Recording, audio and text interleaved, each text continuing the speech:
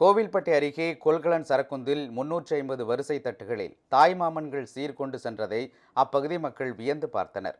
கோவில்பட்டியை அடுத்த நாகலாபுரத்தைச் சேர்ந்த ஆசை தம்பி ஆனந்தி தம்பதியரின் மகளுக்கு புனித நீராட்டு விழா நிகழ்ச்சி நடைபெற்றது.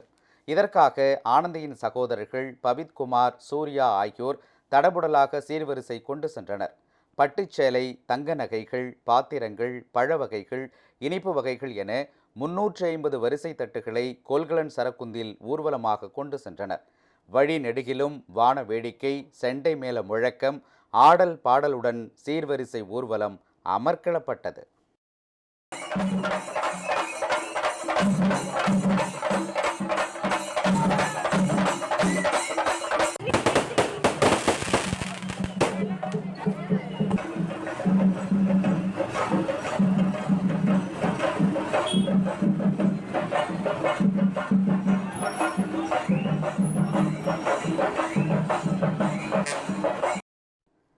சீர்வரிசை ஊர்வலம் 1 கிலோமீட்டர் தொலைவு வரை நீண்டதை நாகலாபுரம் பகுதி மக்கள் வியந்து பார்த்தனர்.